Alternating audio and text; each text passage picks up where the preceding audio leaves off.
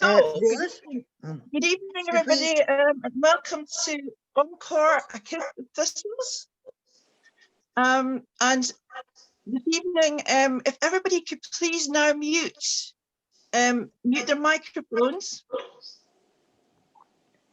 And do we take off our cameras as well, Rose? Well, some people are doing. I mean, I think to do what feels easier, of course. But what the most important thing is, please, if you could please mute everybody now, mute their microphones, please.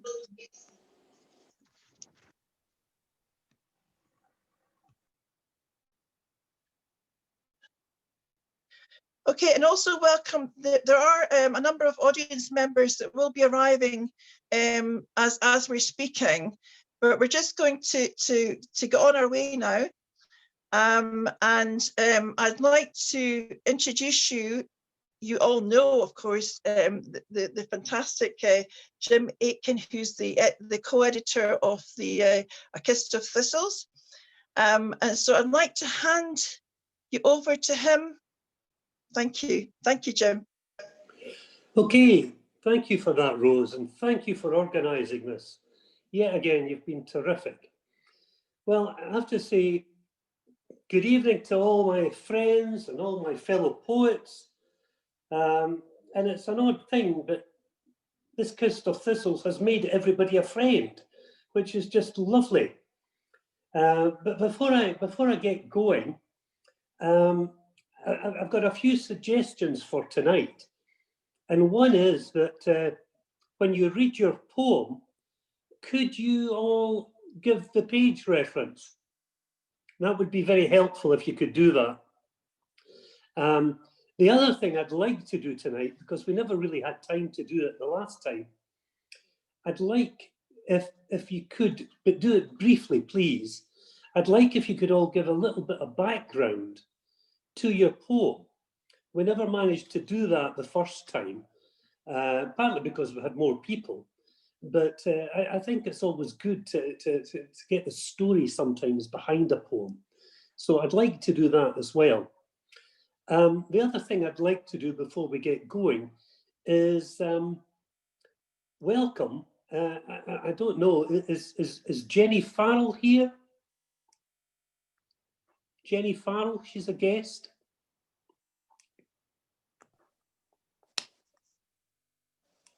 No, okay, we can leave that. I can come back to her. Could I ask then, is Tricia Heaney here? Yes, hello. Hello, Tricia. Lovely to see you. Lovely to see you. I would just like to say to everybody, Tricia's a guest tonight, and she's going to have her first poetry collection published by Culture Matters next year. She was a prize winner from the Bread and Roses anthology of this year. So you're very welcome, Tricia. Very welcome. Good to see you. Thank you very much. Pleasure to be here. Good to see you. I think we could maybe get started, but before that, I wonder, is Mike here? Is Mike Quill, has he signed in yet?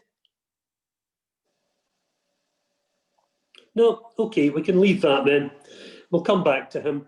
So I'd like to go now to Chris Salt, and Chris is going to read the introductory poem that we used on the website, and I checked today, and the website shows that over 1,200 people have read Chris's introductory poem, which has been fantastic publicity for the book. So Chris, are you ready?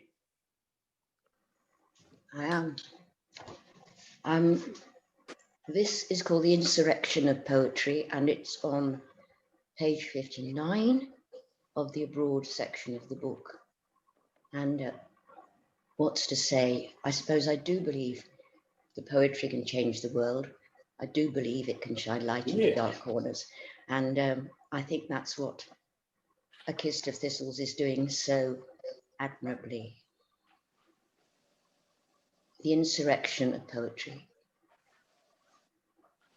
Poems are on the march, They are singing from the rubble of Ground Zero, the ruins of Damascus and Sarajevo, the bomb shelters of Amaraya, the poisoned bodies in Halabja, from the mouths of murdered menfolk in Srebrenica. Poems are growing from their winding sheets in the mud and trenches of butchered nature. Their guns fire white poppies. Their flags are the colour of rainbow. Their hands fold paper cranes under the olive trees. From the bones of mutilated generations, they grow blossoms of resurrection. Listen, you tyrants, murderers, fundamentalists, mutilators, rapists, occupiers, racists, persecutors, autocrats, crucifiers, fanatics, torturers, liars, obfuscators, warmongers, silencers. Listen, poems all over the world are saying enough. Thank you, Chris. Terrific. Thank you.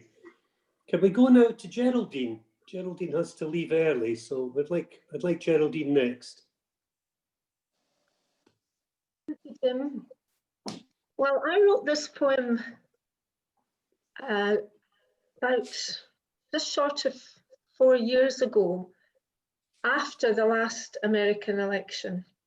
And although I had thought of reading my second poem this evening, because of the situation tonight that we're in, a few days from such an enormous decision being made across the Atlantic, I've decided to read this one, and it's called Atlantic. Some giant had the name first, hailed from Greece, down Santorini way, was tricked into holding up the sky, they say, by an even bigger muscled guy. Fearless, they clashed for just a bunch of apples. Books took on the name, mountainous worlds mapped out beyond the pillars. Before a river so vast, it encompassed everything, separating east from west. Did someone guess what was to come? Ah, new world, old world, now we get it. The river has poured into a pond. The boats are clanking with remembered chains. No more heroes across this ocean, just tinkling tones and crazy talk of walls and fencing, tricks from a new guy with orange hair. He is standing on waves of fear. Dappled fruits swell, preparing to fall or burst. Forgive me, I didn't tell you it was on page 82. That's okay. That read very well. Thank you, Geraldine. Enjoy your next event you're going to now. Okay. Can we go on to Gerda? Is Gerda here?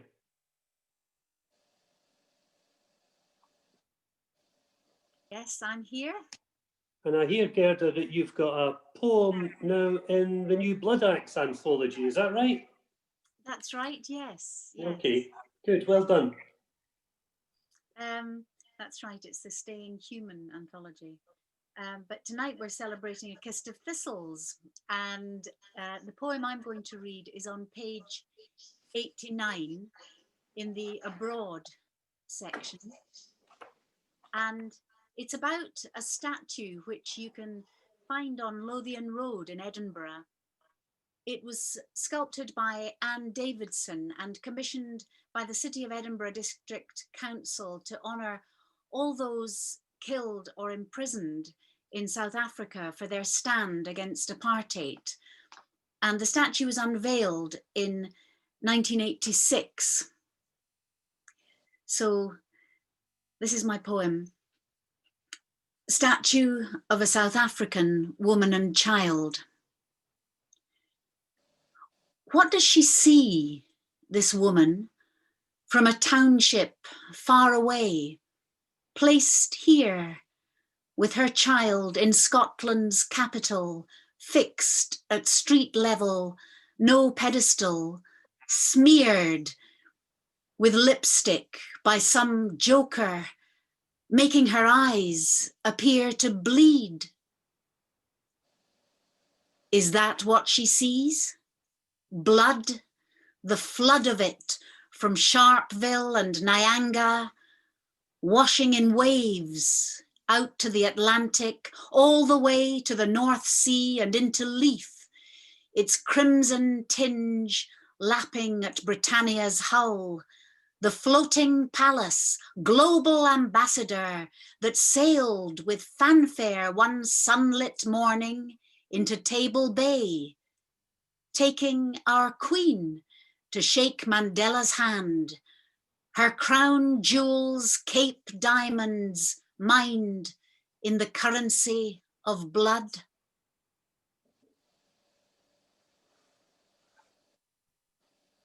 Thank you.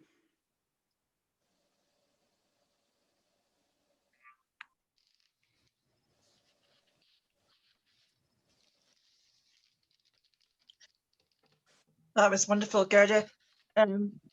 Beautiful, absolutely beautiful. Sorry, I had to say that. I was trying to find the symbol, but I had to actually say that. Thank you so much. Jim, are you okay? I think Jim has maybe had some technical difficulties there, because I think he actually logged out. But what I can do, Jim, I think what I can do, I can introduce the next reader, if that's all right.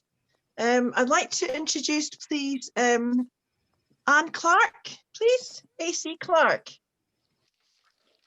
Yes, hello, can you hear me? Perfectly, Anne. Hi there. Okay, I can't hear you without headphones very well, but I'll take the headphones off just for the reading. Perfect. This poem is called Charity, and it's on page 157 of the collection. And I'd like to say thank you both to Jim for including me and also to Fiona Stewart. And I'm sorry to hear that she's not well, because she did a wonderful illustration for the poem, which has really got what the poem is about.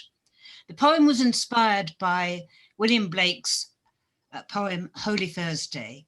And on Holy Thursday, in William Blake's day, children from the charity schools of London were taken to Paul's Cathedral to give thanks. And the poem is about that.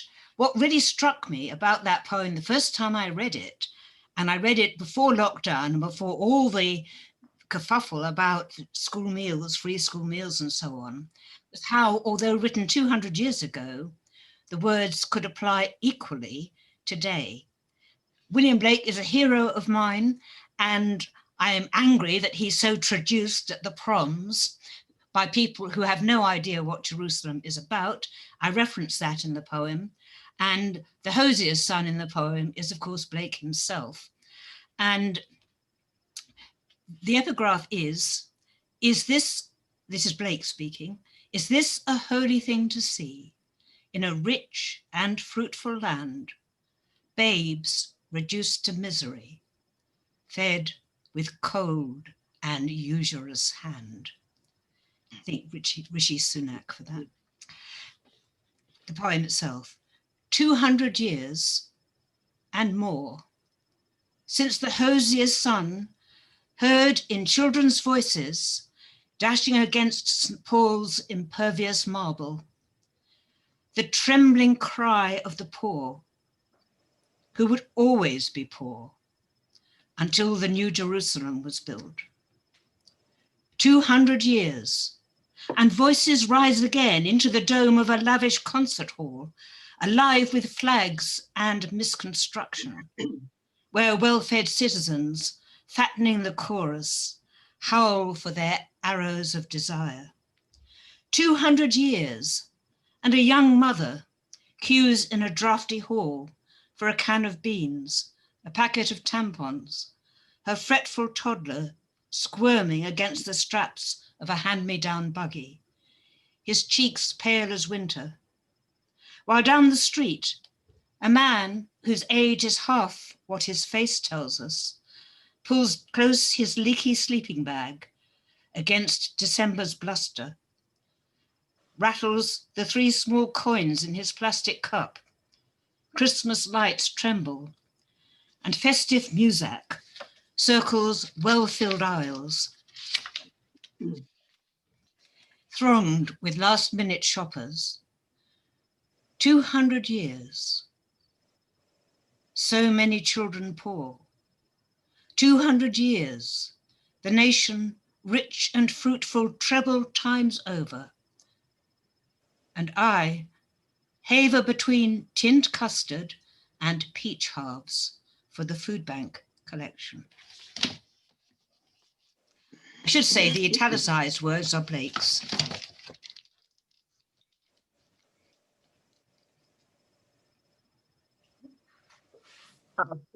Phenomenal. Thank you so much, Anne. That was amazing. Thank you so much. Is Jim, Jim, are you there?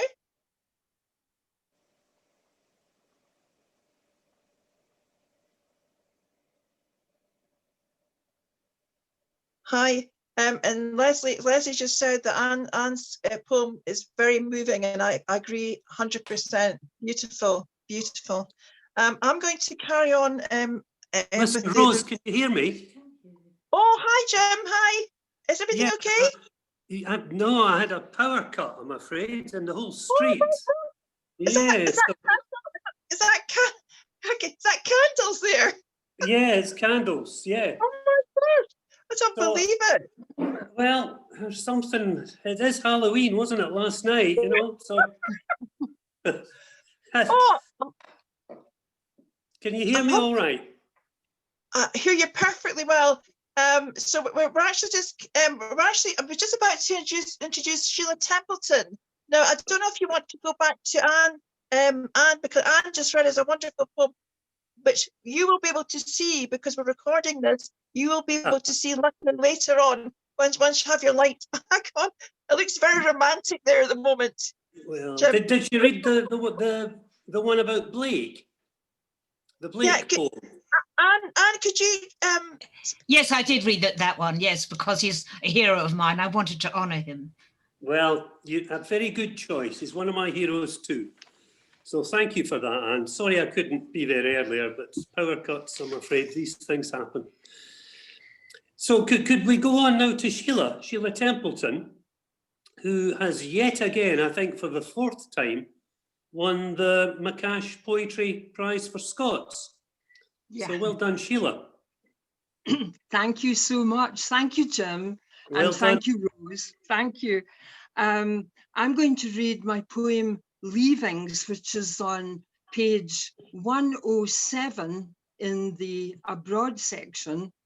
And I wrote this poem because I happened to see a news item which horrified me, the amount of babies who are basically left to die, and this was in Karachi, and I saw this news item around the same time that I became really aware of the whole controversy and complexity of the trans women and women issue that's with us.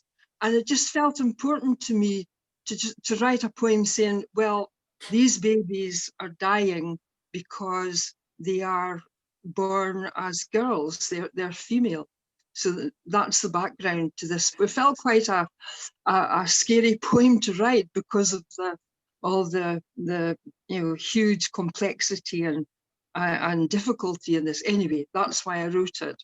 So there's an epigraph. A total of 345 babies have been found dead in refuse heaps in Karachi since the beginning of 2017.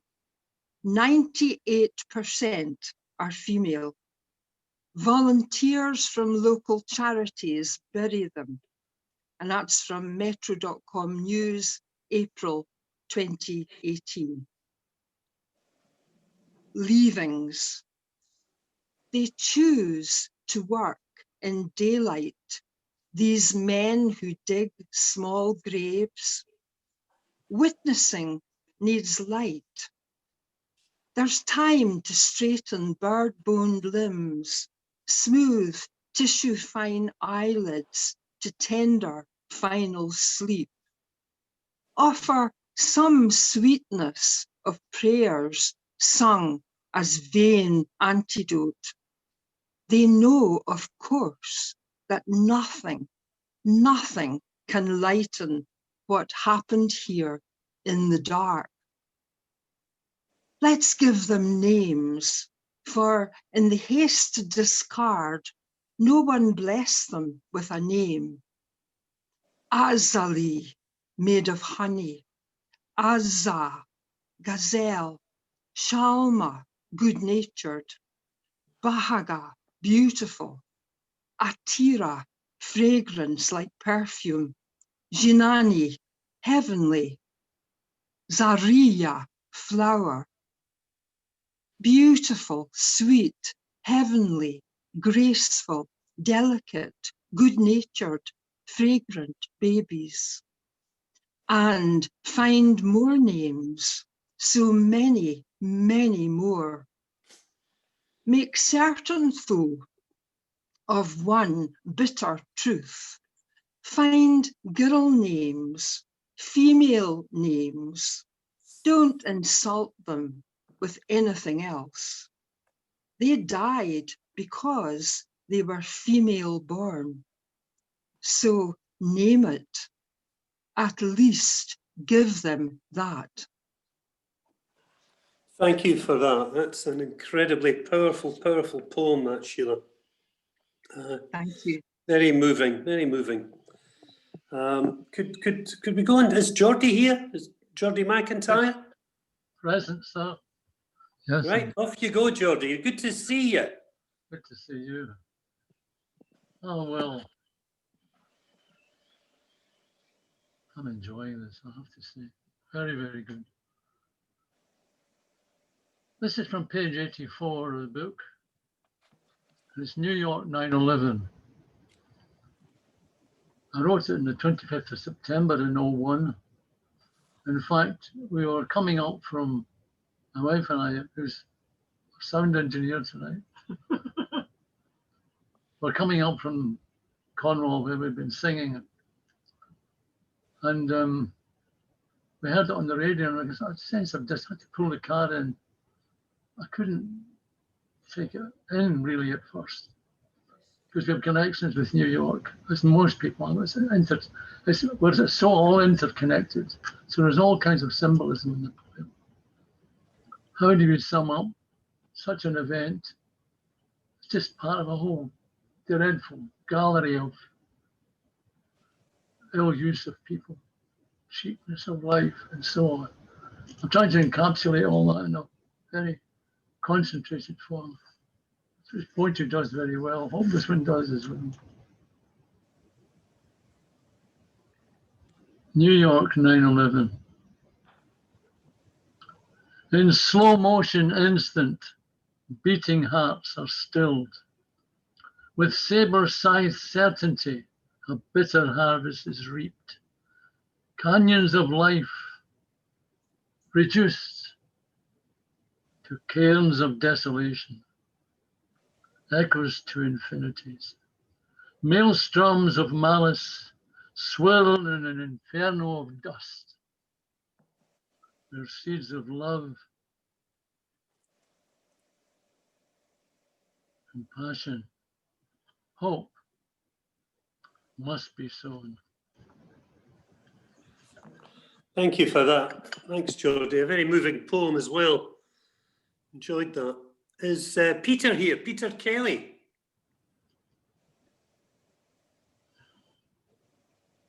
Yes, I'm here, Jim, thanks. Good to see you. Good to see you, Peter. Good to see you in candlelight. I know, it's interesting, isn't it? Yeah. Okay, off you go, Peter. Right, thanks very much. And thanks, Rose, for placing me after all of these brilliant poets. It's been really wonderful so far. It's also made me realise the two poems I've written are both a little bit insular, a little bit too Scottish, perhaps. Whereas what we've heard up until now is a very international perspective. And of course, Scotland is a very international nation.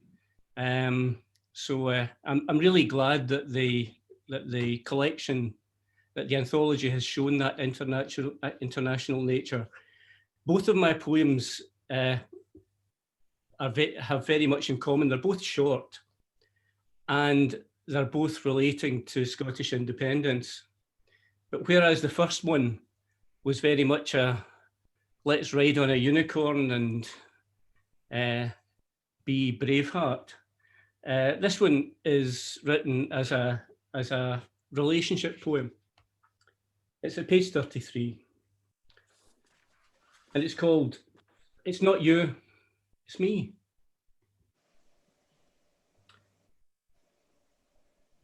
England, Wales, and Northern Ireland. You know, but simply won't admit. This relationship, this marriage of convenience, isn't working anymore. Let's not try to apportion blame. In fact, I'll make it easy for you. It's not you, it's me. We want different things. We've been growing apart for some time. You must have noticed. And our differences will make us resent each other unless we do something about it now. We need a clean break so that we can each seek what we really want, pursue our own interests. There's no reason why we cannot remain good friends. Cheers, Peter. Thank you for that.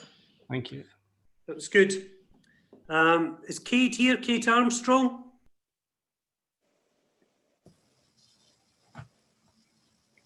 Yes, I'm here. Good to see you, Kate. Hello, hello, Jim. See me by candlelight? Yes, looking well lit. Okay, then off you go, Kate. Tell us your poem.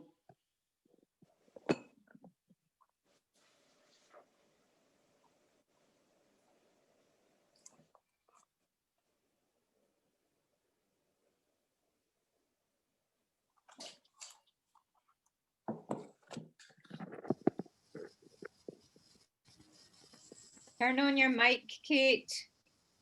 You need to turn on your mic at the bottom of the screen. You're muted. You're muted. Switch off the mute at the bottom. I have. Can you hear me? Yes. Yeah, we can hear you. Oh, good, right. Okay, page 156, the poem called Feather.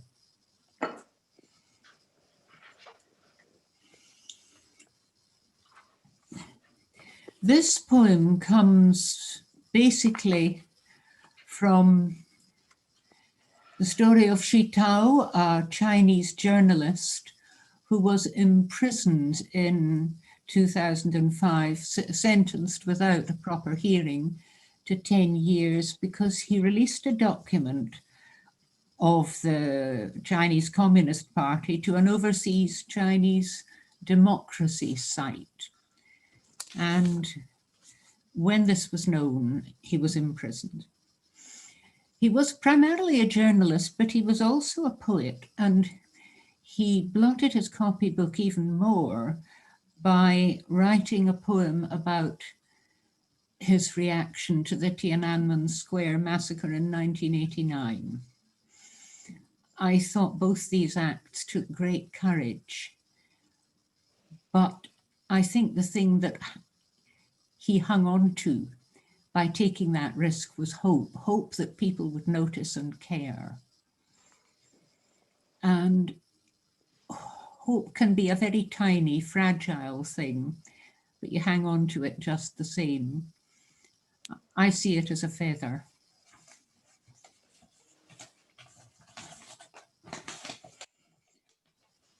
One rare day he saw from the cell window a feather drift no longer than his fingertip. Only a small feather and a small thought. Only the smallest word. Blessings on the birds, each a memory of freedom. Each has a right to its feathers.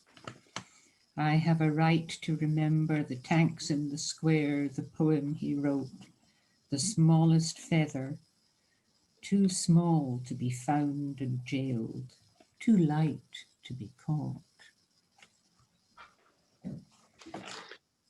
Very moving, Kate. Thank you very much for that. Terrific poem. Is John McMahon here? He wasn't here the first time. We did this on July the 1st. I'm here now. Are you here tonight, John? Here tonight, yeah. Lovely to see you. That's nice to see you too, Jim. Good on you. Are you going to read your wee poem? Yeah, I'm going to read my wee poem. Thanks very much, Jim, for allowing it to be in the publication. Not at all. I loved it. I like the whole idea that Jim put it as the start of the homes, because the homes. Yeah. And I don't really know how to express what my poem's about. It's just about a love for my country. I mean, I'm very patriotic, but I don't mean any kind of animosity towards any other kind of nations. So I hope that came across in the poem. Yeah. But anyway, the poem is called "For the Love of My Country."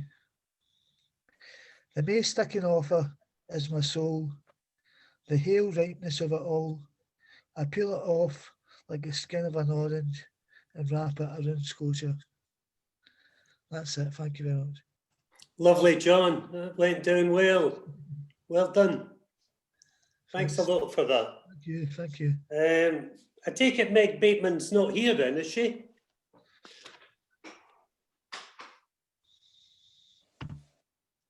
Meg, no?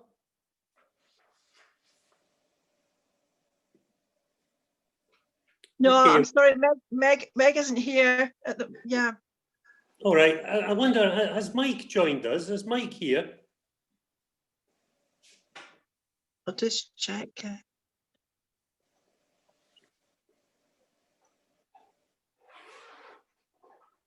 No, Jim, Mike hasn't arrived yet. Okay, it doesn't matter. Has It Jenny could be- Farrell? Has Jenny Farrell arrived? No, no, Jenny hasn't arrived. It could be all sorts of reasons, but they may still come. So I'll look out for them. Thanks, All right, Jim. I'll just carry on then. Gordon Dargie. Gordon Dargie's next. Are you here, Gordon? I'm here, Jim. Are you hearing me? Yes, I'm hearing you. Good to. Well, I can't see you, but I'm hearing you. What will I do here with this? I can see you now. Yep, got you. Can't hear you though.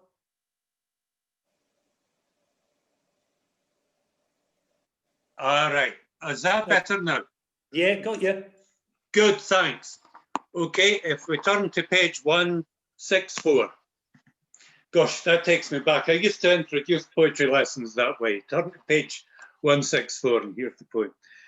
And this poem's Hunting a Toilet. I wrote a couple of poems. I put these in about a year ago, I think, Jim. And I was looking back, thinking how the concerns of authority shift, move along. And what I didn't foresee was that sex was going to become illegal again, the way it has become now.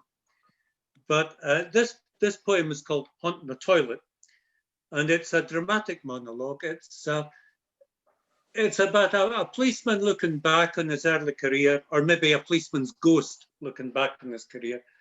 And it refers to a practice of sending the youngest policeman into gents' toilets to entrap the gay guys and to encourage them. So it was an apprenticeship in perjury, because the young policeman would have a witness and it's 2 against 1 and so on. It was a very corrupt system. So this is called Haunting a Toilet. The bonny young polis. Oh, I heard it all. But plain Clay's work was a chance to get on. And I just had to stone at this urinal and be prepared to swear that's all I done. No entrapment and no encouragement. Okay, you didn't want to put them off. We left it all kinds. When the pubs came out at closing time, the gents went like a fair. There was a barracks then. The pits were open. A miner said he seen my ears were burning. You got the hang of working with your witness.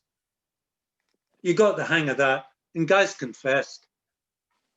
And no for very long was I the youngest, and what had been a future came to pass. Thank you, Jim. Good Thanks, on everyone. you. Well done. Thanks for that, Gordon. Thank you. Mary McCabe, is Mary here? Yes, yes. Good to see you, Mary, and thank you for Jim. publicising this on the PEN website. That was good of you. Thanks for that. Well, the confusion about the time, I did seem to get 2 different emails with 2 different times, and I only noticed that after I'd sent in the PEN thing saying it was 7:30. Well, you're here so maybe anyway. People turned in late, so yeah. Okay. Sorry. Yeah. Right. My first poem was in Scots, and at the beginning of the book it was sort of related to Scottish independence, but this one's more about a universal experience. It's on page 167, and it's called Stories, Song, Glory.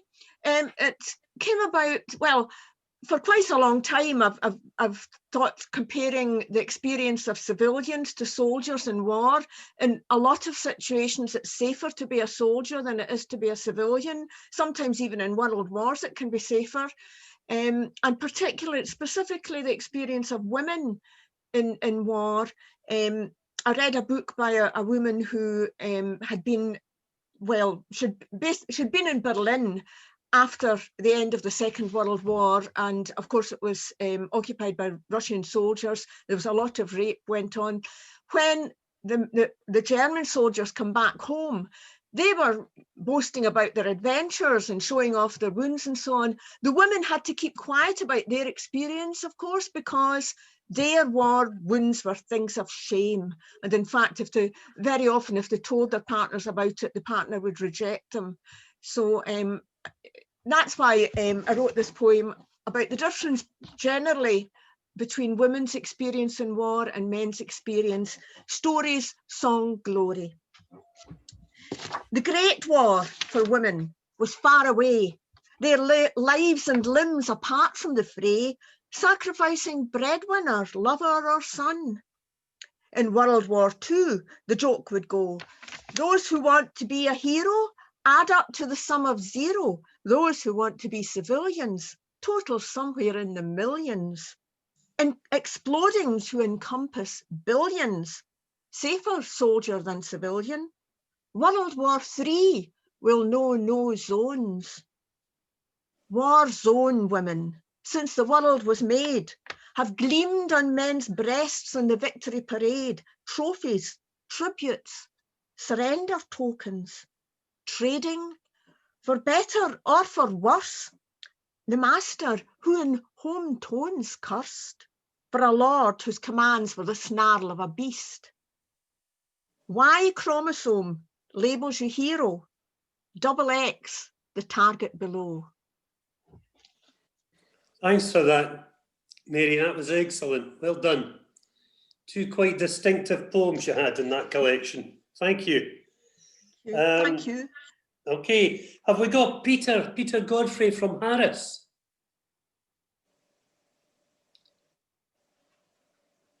Peter here?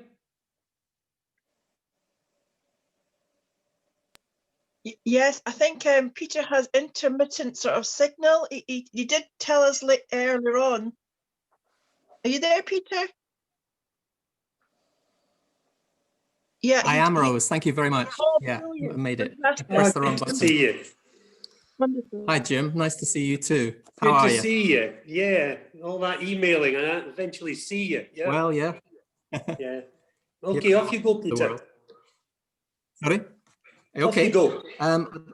Thank you, Jim. And I'd like to say what a privilege it is to be among such talented and friendly company. Thank you. I'd like to read you a poem that's on page 63 of the anthology.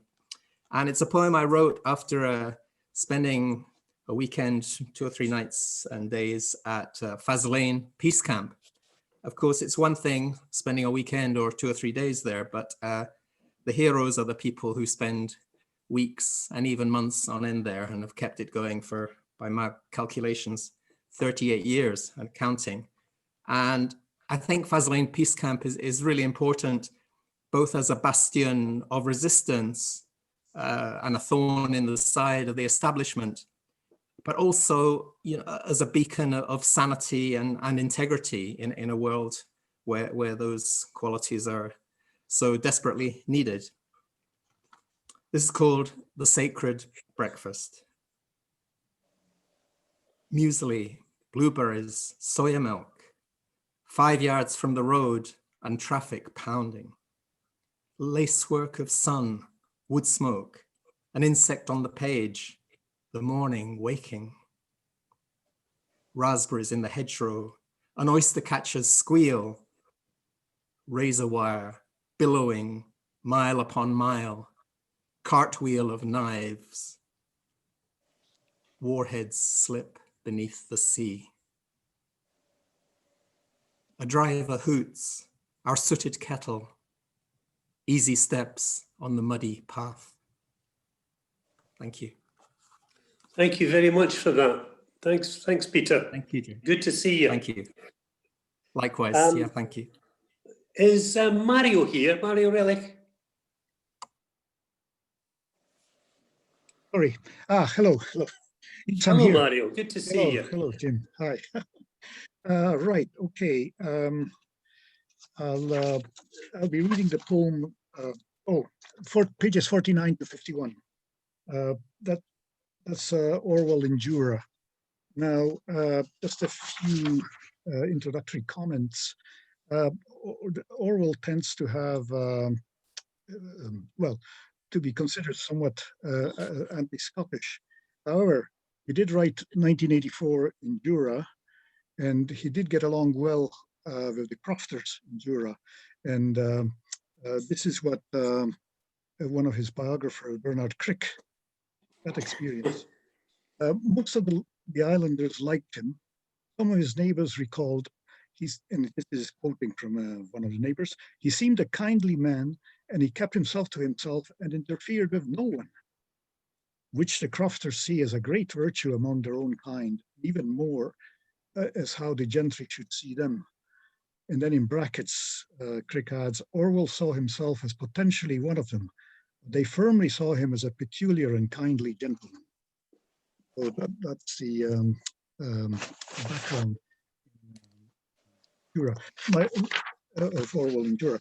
My poem is partly based on some of his diary jottings, so I'll just read it through.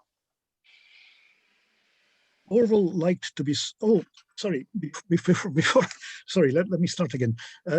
First, I would like to thank Fiona Stewart for that wonderful silhouette of George Orwell in the book. And of course, all her other drawings and the design of the book. I believe she did design the book, didn't it?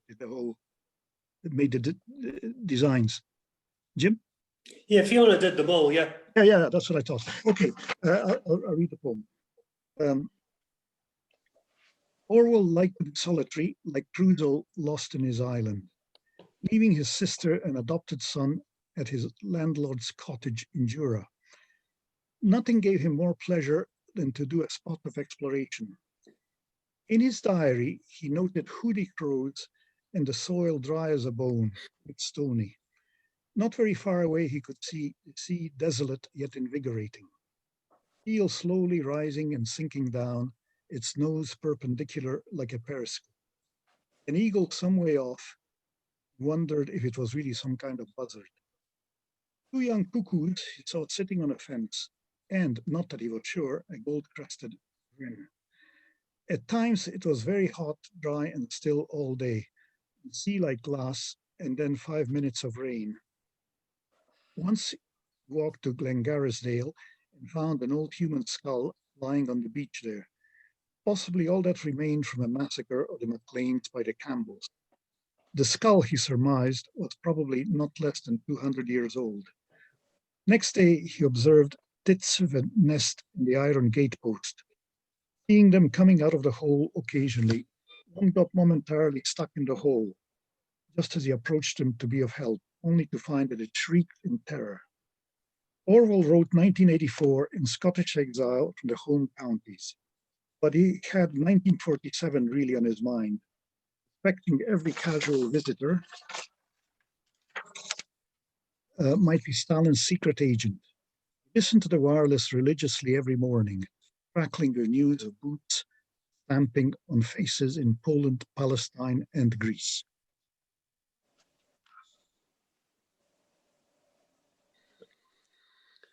Well done, Mario. Thank you for that. Yeah, your poem looked good on the page with the illustration, wasn't it good? Yeah. Oh yes, definitely. Yeah. Now look, yeah. Well, listen, I think Rose originally thought we could have a 5-minute break now. Do you still want to have that, Rose, or should we just carry on? I just thought that, you know, if anybody wants a wee break, but is everybody happy to carry on? Yes. Yeah. Yeah. Yep, sure. That sounds great to me. Yeah. Thank you. Okay. Well, actually, I think I'm next. Actually, now all of you might find this quite bizarre because the poem I'm going to read is called A Candle for Stephen, and I'm sitting beside 2 candles at the moment because I've had a power cut. Now, I didn't intend a power cut for any effectiveness or reasons like that, so you'll have to all bear with me because I'm not sure if I can manage to read it all, but it's on page 175, and I'll give you a little bit of background about the poem. I mean, where I stay, quite near a busy main street, there's always a big issue seller, and I got to know Stephen very well. Originally came from Pollock. I would buy the paper, I'd blether away with him, and I ended up supporting him, give him a bit of money here and there, and food, clothes. And we became quite good pals. He'd been on drugs for a number of years, but he had been off drugs also for a number of years. And then I heard that he'd suddenly died. He'd suddenly died. It wasn't drugs. It was he had a heart problem.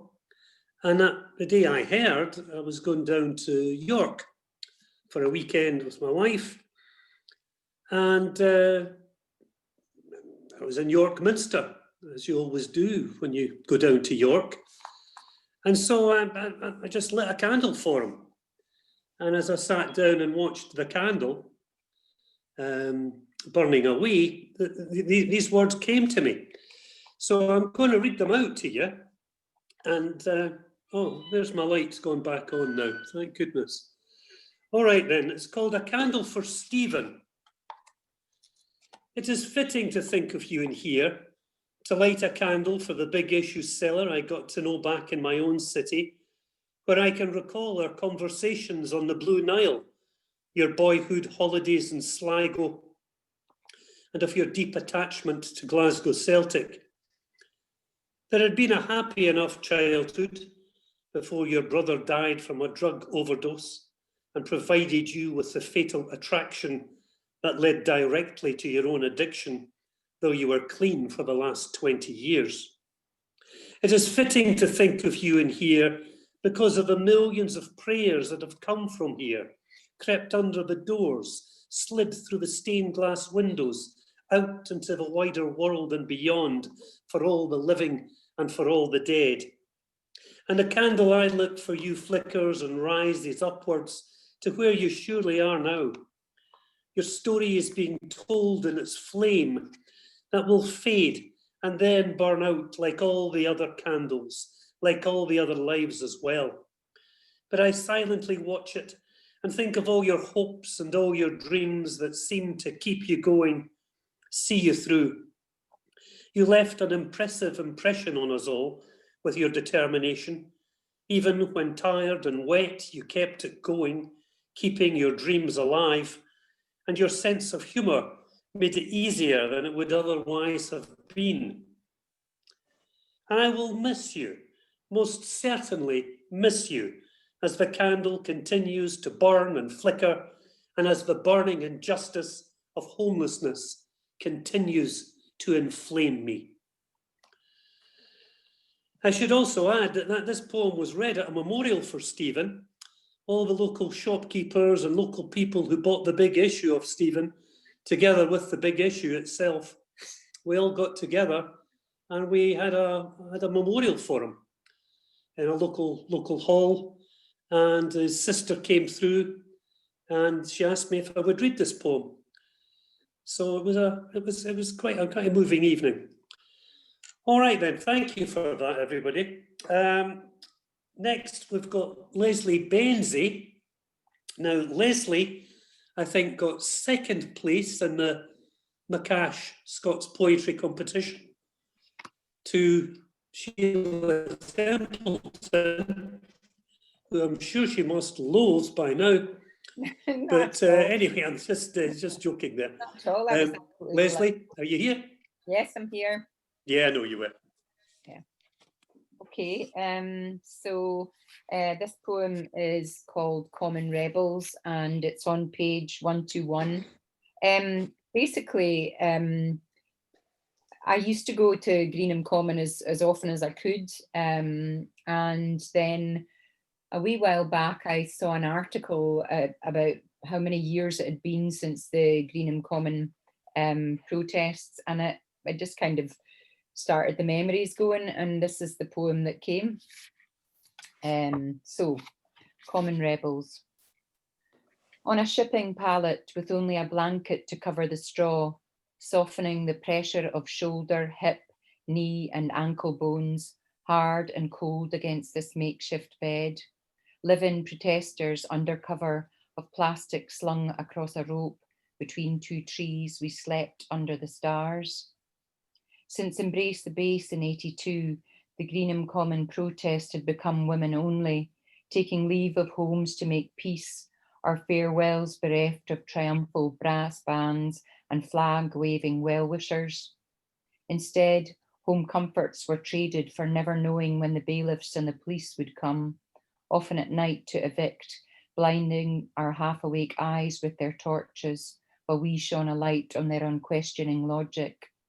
They dragged us about forcibly, removing our tents and sleeping bags and singling out those they saw as the ringleaders for special treatment in the hope they would grind us all down. Or that the vigilante groups who were never caught, armed with buckets of maggots, blood, pig manure and fireworks, or just their fists, would carry on their dirty work when they could catch us first. For we took it in turn on the night watch, sending signals around the base from the yellow to blue to green and violet gates, bundling what we could along with ourselves into our waiting vans, then returning to the common once they'd gone, singing, "You can't kill the spirit," and debating our many and divergent politics as we wove a world of different possibilities. Subverting femininity, we laid our bodies down again and again as blockade against the workers arriving to build the silos to keep the missiles safe. The Secretary for Defence told Parliament we would never get into any sensitive areas, but women danced in the silos that New Year's Eve, and just weeks later, 3 occupied Greens air traffic control for hours. As April arrived, teddy bears scaled the perimeter fence to hold a picnic, and mirrors were held up to the police around and the British military just inside the base to reflect back the onslaught they justified in the name of following orders. When the missiles eventually arrived, women tore down miles and miles of fence and over the years were arrested for trespassing time and again. On one such night under a sickle moon in '85, we kept close, keeping watch for the soldiers to pass until our bolt cutters snipped their entrance. Hand in hand, we strode toward the nuclear warheads, and in a flash, the American military, deep at the heart of the matter, surrounded us.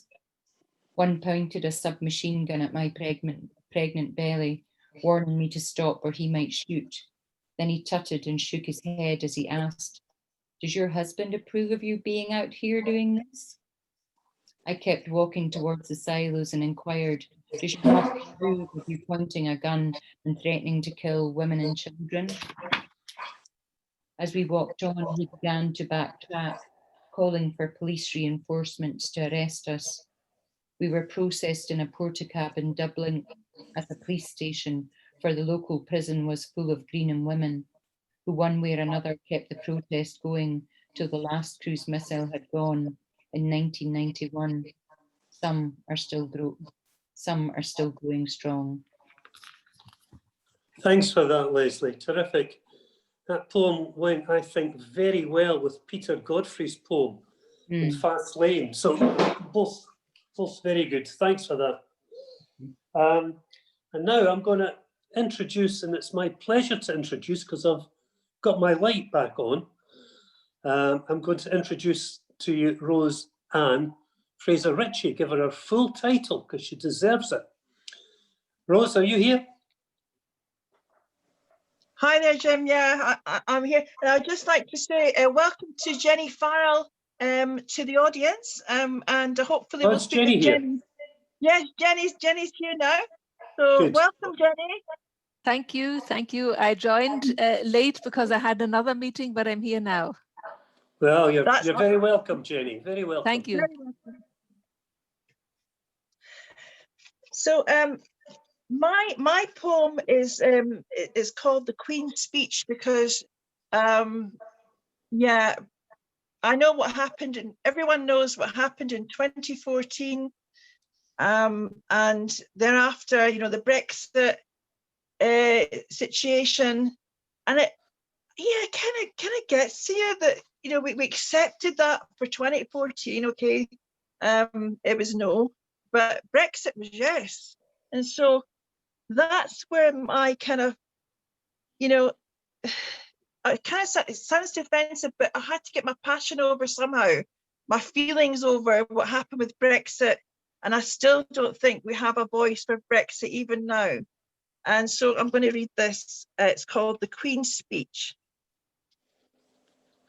So you think you own us, have taken possession? Will you feed us, water us, look after our education? So you want to look after us, enslave us in your values. Have you not seen our changes already since our devolution? Well, you master, you gifted us this. Now you want to take it away. It's as if you saw our power grow, feeding our freedom in the world, seeing all our riches, our advancements overflowing. For Scotland is a wealthy nation, now in every single way. You do not own us. Our small steps will not go back, because they must move forward and complete our liberty. Well done, Rose. Excellent. Captures a moment, actually. Is Annie McRae here?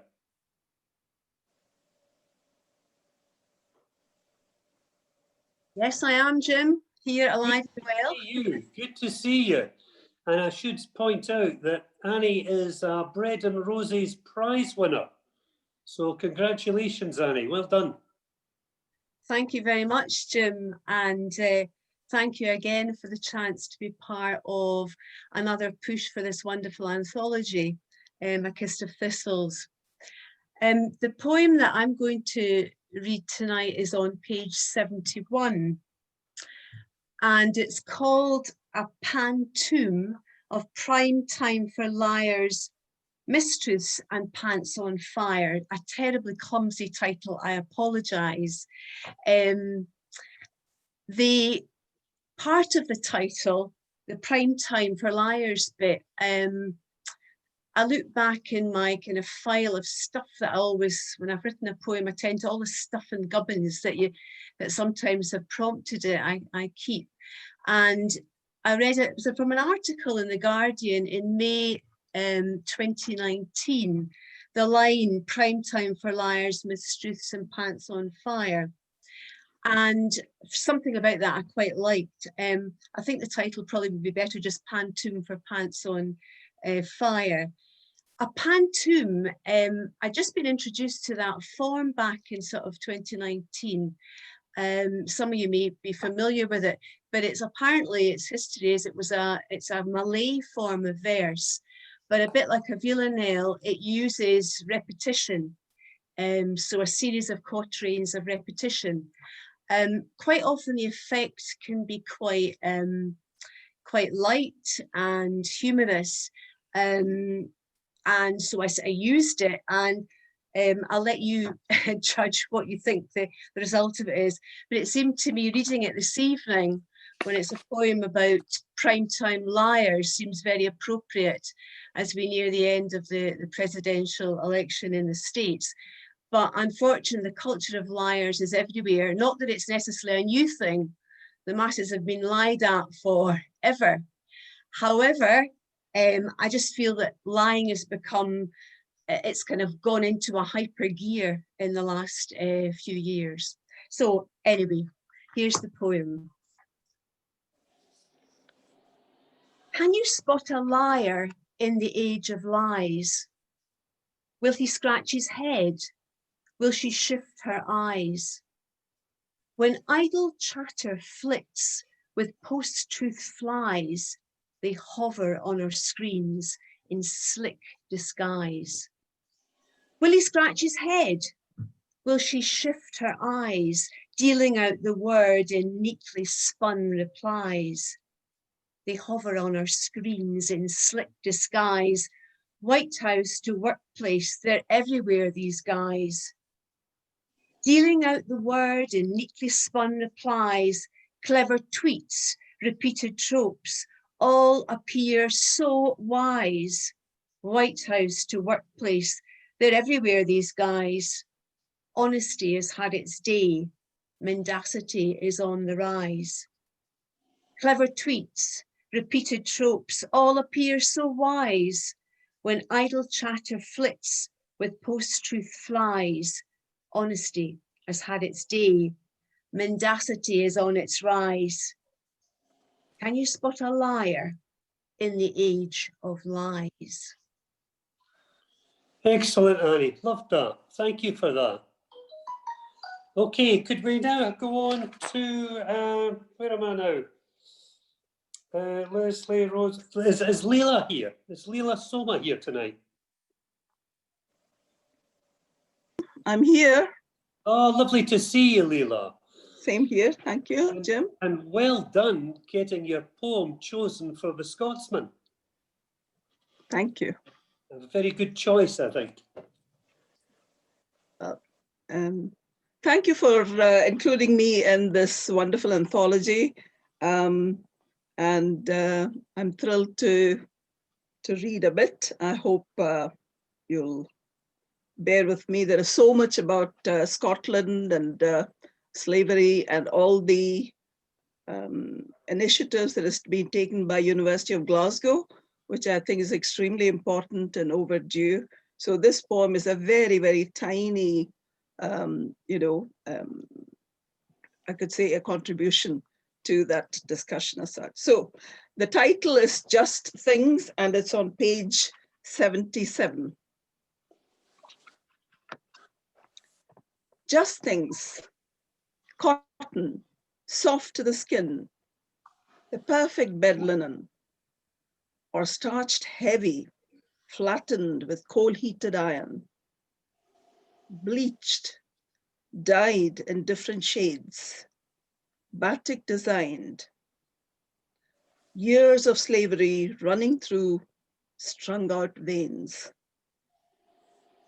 Sugar, cane-rich, green and tall under the tropical sun, nurtured, tended and cultivated to sweeten our tongues, crushed and juice extracted, pure molasses, thick and brown, like the bodies of those auctioned, wells marked like lines of cane.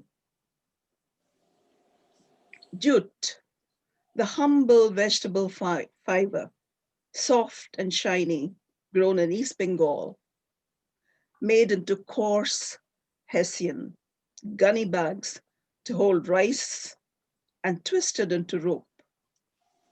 1 billion jute sandbags dispatched from the British Empire in India to the trenches in World War I for those who died in that futile war. Bales of cotton streaked and branded with the blood of slaves, bags of jute imprinted and inscribed with colonial stamps, fields of cane sugar made into molasses and golden syrup. Just things which have made the world sweeter, but at the cost of human lives. Thank you. Thank you, Leila. Terrific, very moving poem. Can I also add, Jim, I've got a book coming out on the 4th of November, so I'm sorry, a wee plug. Not at all. What's the book called? It's called Murder at the Mela. So Right. it's a crime, my first crime fiction, and tried to display it all over. Well, great. Good luck with the book. I'm sure we'll hear more about it. Yes, thank you. Thank you. Could I maybe just read out a few names before we go on to Owen Gallagher? I wanted personally to invite and to welcome some of the members of the audience here tonight. So I'll read out a few names. Jenny Farrell from Galway in Ireland, who's the editor of Culture Matters Irish edition called Children of the Nation. She's already been welcomed. Tricia Heaney, Donald Adamson, who has a poem in our book. Thank you very much, Jim. Good to see you. John Carson, Coinach McKeever, Ian Stewart, Linda Jackson, Leslie Traynor, Sheila Wakefield, Stephen Taggart, Hazel Zhang, and my good Glasgow friend David Betteridge. So all of you are all very, very welcome to our event tonight. And I'd like now to go on to Owen Gallagher. Owen, are you here?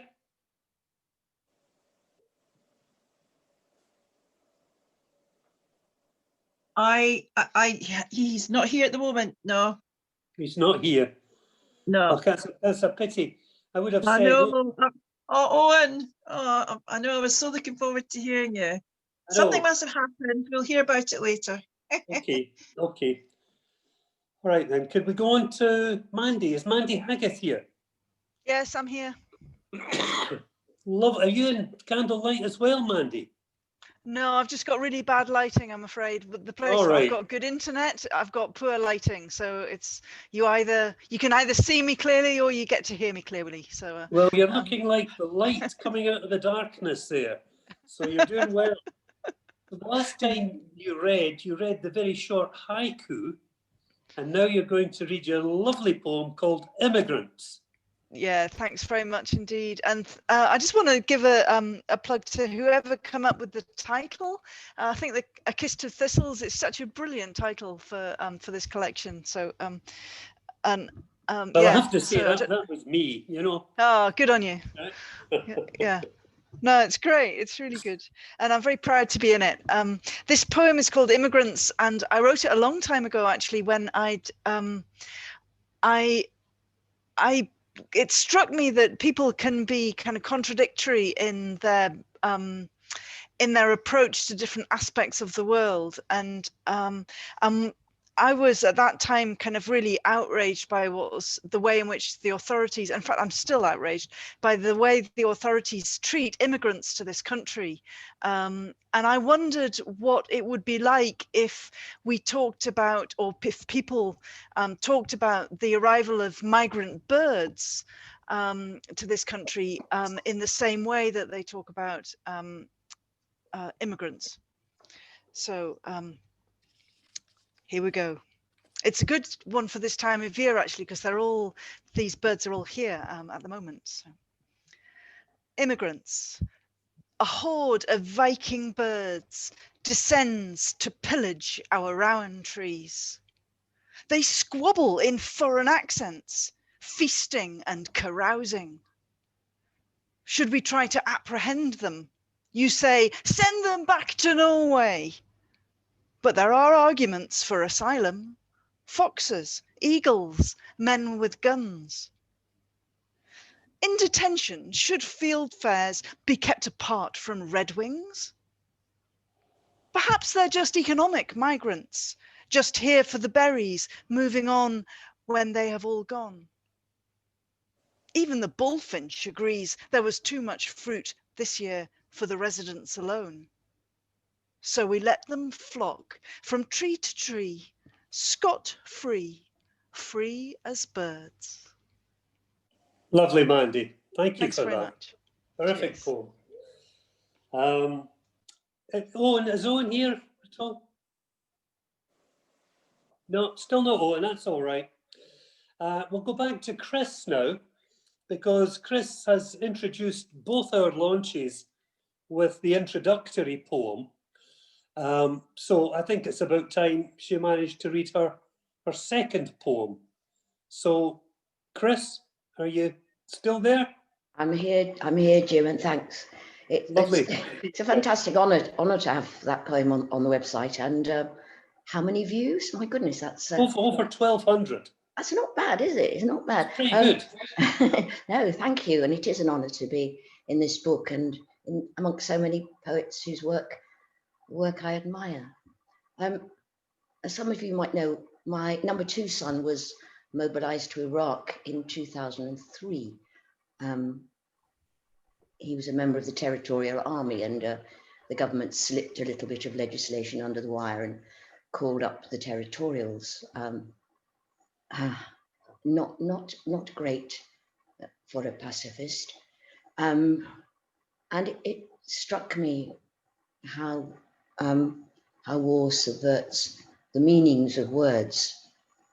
And this one is called Meaning, ?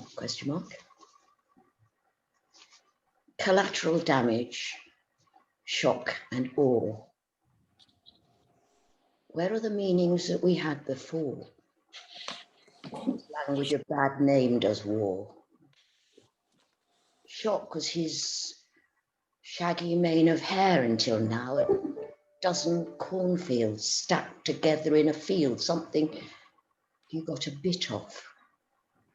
How did it come to mean this nightly slaughter, every tooth in the city shaken? And awe, crouched under amputations of falling glass, do they wonder those sublime illuminations that rip homes and schools from under them? Collateral. Now there's a word misspent. No longer money pledged against a loan, but children burned alive in the bent wreckage of a car, a hand blown from a wrist, splashed brains, backs broken. Collateral damage, shock and awe. Where are the meanings that we had before? Gives language a bad name, does war.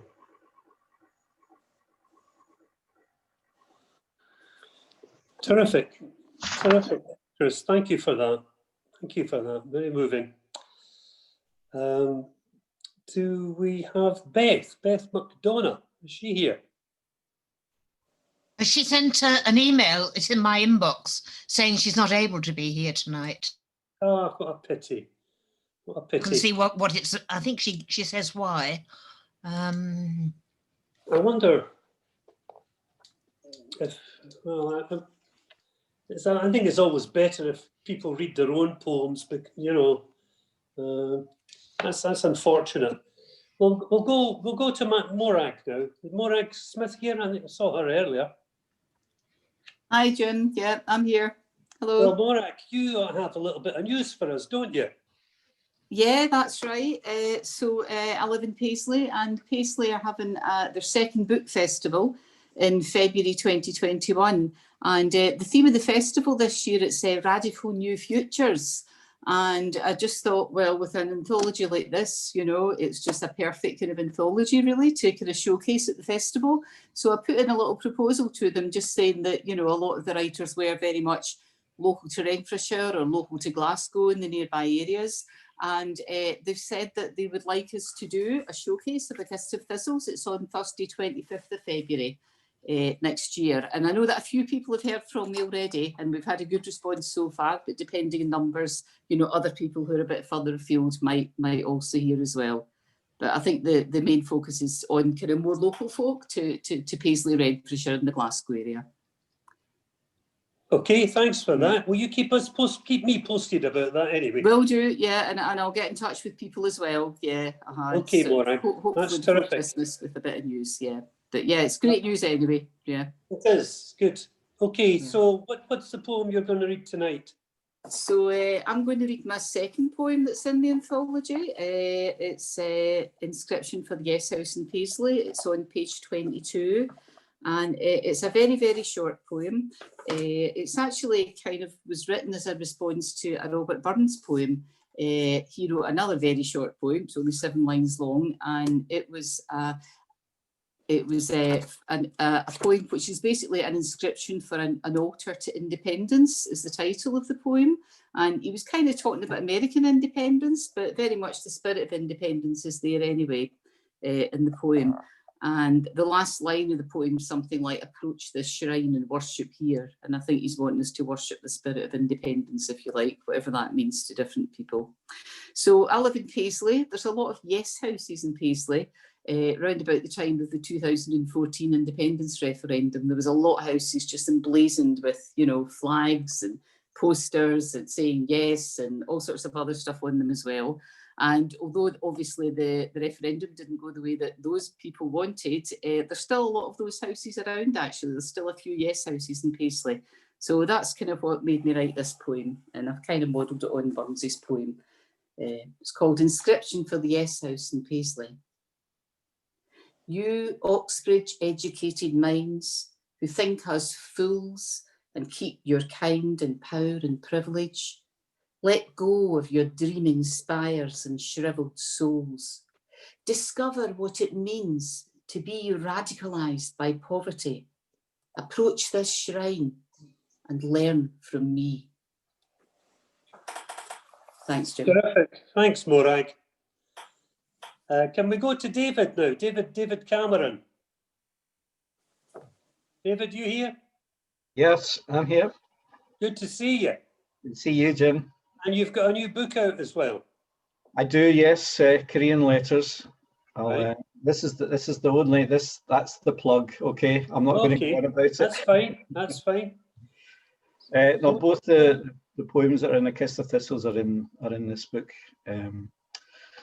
So the poem I'm going to read is called Billy Fullerton, and it's on page 43 of the anthology. I don't know how many people will have heard of Billy Fullerton, but he was, if you know the song Billy Boys that the Rangers support sing, that was a song sung by the Razor Gang in Glasgow that Billy Fullerton was, I think, the founder of. And Edwin Morgan wrote actually a very good poem called King Billy about his funeral. And sort of, you may have read it in school if you haven't read it since. I read it in school, and I always liked it, especially the ending, which is, it goes, deplore what is to be deplored and then find out the rest, which I thought was always kind of a good moral, which is, yeah, there's something bad about this guy, but look at the funeral, and I suppose it was like a working class event in Glasgow, and there was more going on in this story. So, but then later, when I actually read a bit more about this guy, even when he went to America, he was in the Ku Klux Klan. I thought he really was a nasty piece of work, and I sort of wrote this in anger against that moral of Morgan's poem. But it occurred to me recently that there's maybe a wee tradition of this, because Hugh McDermott wrote a really good poem. It was against A.E. Houseman's poem, Epitaph on an Army of Mercenaries. I don't know if you know that one. And I think both of them are really good poems, you know. So this isn't an attack on the poetry. It's maybe just a wee moment of anger at that, in a way that Billy Fullerton was getting celebrated maybe in this poem. So it's only 8 lines long. That's why it's such a long introduction. Razor Gang founder, Mosley Blackshirt. He's where he should be, in the dirt. Let the guiltily cerebral feast on this waster's funeral. I won't sell myself for a song. And yes, it will be for as long as we lend credence to this stuff. Grey over Ridgery, right enough. Cheers, David. Thank you for that. That sums him up, doesn't it? So. He was also a major strike breaker during the general strike. A really bad human being. Aye. Yeah, thank you for that. So we'll go from David now. We'll go to Jean Rafferty, who started off as a journalist, became a novelist, and is now an established poet. So, well, I wouldn't say established, but thank you very much. I'm thrilled to be in this book. So, off you go. Well, this poem is on page 177, and it is it's a poem that came about because I'm constantly worrying about how much of a life we're all allowed to have. We're surrounded by homelessness, food banks, people are hungry. You know, Anne's poem about Blake 200 years ago, we're living that all over again. And so this poem really is a question, I suppose. I was left some money, so for a while I was pretty comfortable. That's changed. Well, I'm very good at spending, it's mostly gone. And so now there are questions, one has to ask questions about what you can afford to give. And that's what the poem is about. It's called The Third Street Alone. The first street was the best, a fandango of purple velvet frocks and fearsome buckled boots, an exuberant cocktail of alternative retail and retail alternatives. Halfway up, the warmongering general with the traffic cones on his head. Glasgow's two-fingered salute to authority or high art, or maybe both. The Glasgow junkie moved in first, face as grey and pocked as porridge, gouching over his polystyrene cup with its 3 copper coins. Then the Romanian woman, melodramatic in her pose of abject supplication. I had money then, didn't mind paying £1 to each of them. It's the least I could do. When it reached a fiver to walk from one station 100 yards to the next, I moved to the second street. There was no one there at first. Bulging bin bags on the pavement, graffitied shutters, and side entrances to shops up to the overpriced fashion shop on the end.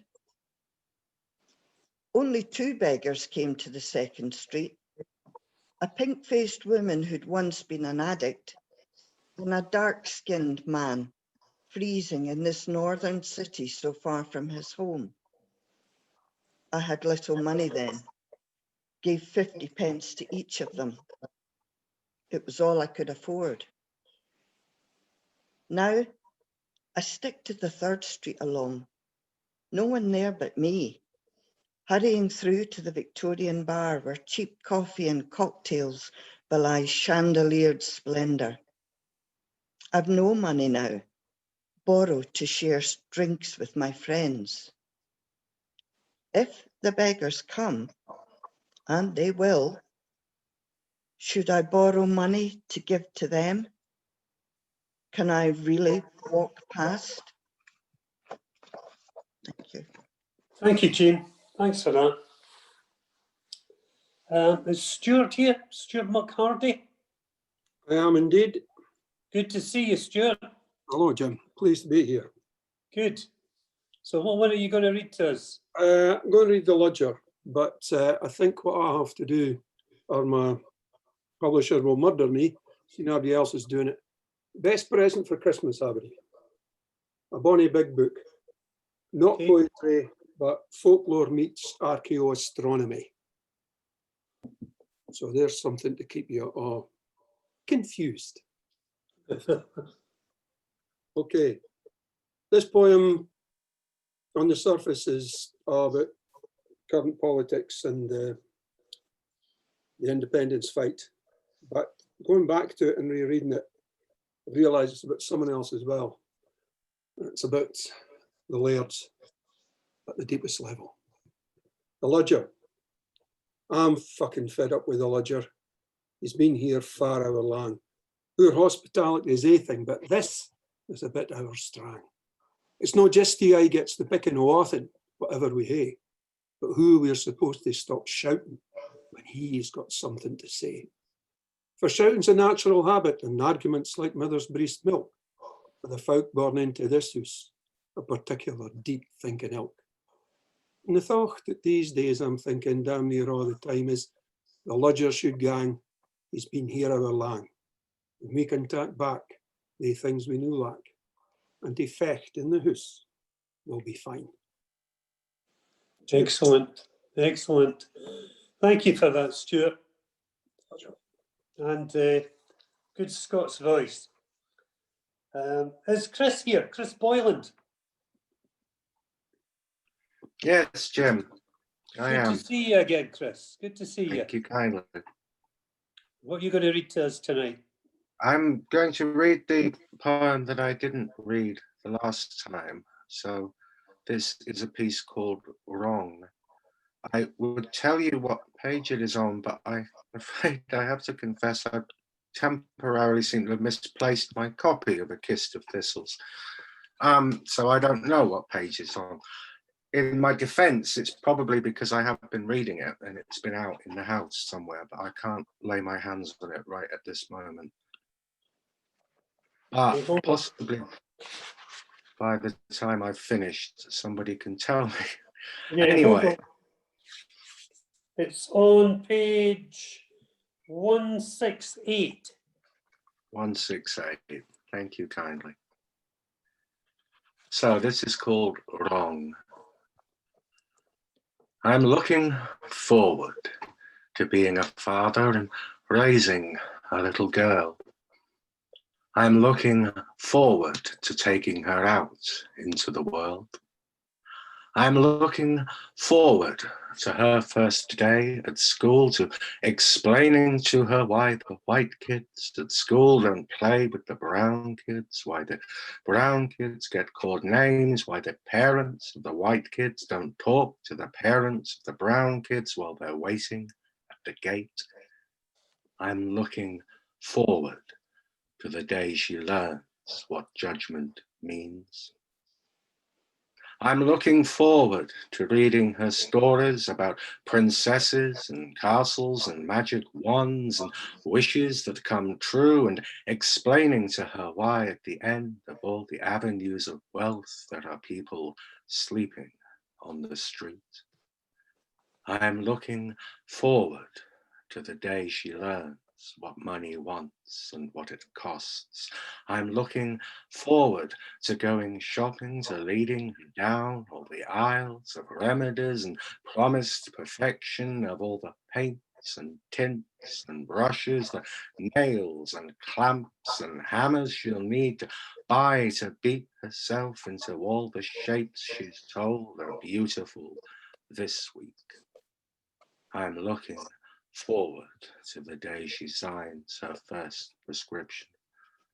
I'm looking forward to decorating the room in which she'll live, papering the walls with society's idea of who she is, and locking her inside with nothing but the opinions of people who don't know her, who have no idea what she can be, and keeping her safe at night. I'm looking forward to the day she learns the sky is just a painted ceiling unless you're born with the right kind of wings. I'm looking forward to seeing her bottle the very essence of herself, cast it upon the digital waves, watch it bob away across the ocean of connectivity and being sent dick pics in return. I'm looking forward to fitting her into the prison of her white dress, of pulling the stays so tight she squirms and complains that there is no room in there to breathe. I'm looking forward to saying to her, the world thinks you were made to suffer, little one. I think you were made to prove them wrong. Thank you very much. Cheers, Chris. Cheers. Now, is there anybody that I have missed out there who would like to read? Because I think that is the order of readers that I had. I don't think there's anyone else. No, could I go back to Rose just for a minute then, please? Because I'd like to ask Rose about the backdrop that you've got behind you. You've got a marvelous big, is it a poster or what is it you've got behind you? Yeah, that was the poster to promote Encore with a lot of pride, Jim. Yeah, the actual obviously the design was by Fiona, and also we had I love that the community we have all helping out with different things, and it's just like a compilation of everybody's work in that poster. Yeah. Well, I think it looks incredibly effective. So well done you.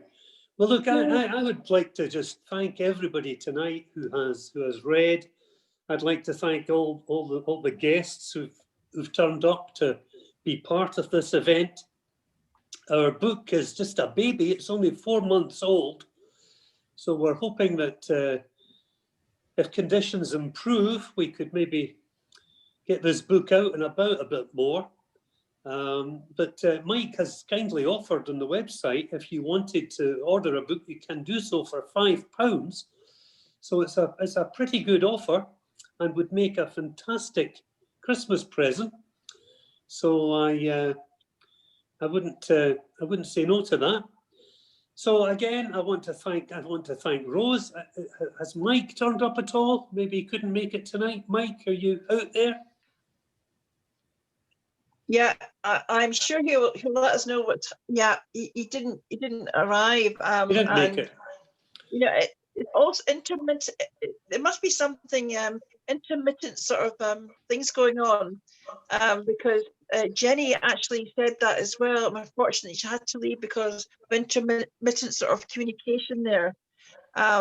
So yeah, but I'm sure we'll see him soon. Okay. Well, listen, I want to thank Rose again. Rose, you've been terrific throughout this. That's 2 launches I've worked with you on, and you've been terrific through both. So thank you so much for pulling all this together tonight. All I could say is to everybody else. Honestly, the energy and the appreciation and enthusiasm for this anthology travels, you know, far and wide, and we're all there. And I'm looking forward to seeing more events in the festival, the Paisley, you know, book festival, which will be so exciting as well from a different angle. So, you know, we're touring. We're actually touring in a very natural way. Yeah, so that's yeah. I just wanted to say, any audience members that want to, you know, make any comments, like, you know, please, now feel free to chat now if you want to. I know Leslie's there, and Sheila Wakefield is there. So thank you so much for coming along. It's been great. Yeah, I think that's very good in terms of the comments. It really boosts everybody up when you see these comments coming in as well, an appreciation of the poetry. Jim, thank you so much, and we'll see you soon. And that's a great bargain. £5. I'm gonna get a big, you know, quite a number of books for Christmas stockings this year. That's for sure. Well, it's a good offer. Well, we'll just leave it there then. And again, honestly, all the readers, all the poets, terrific. I mean, really, I want to thank you all. It's a fabulous book.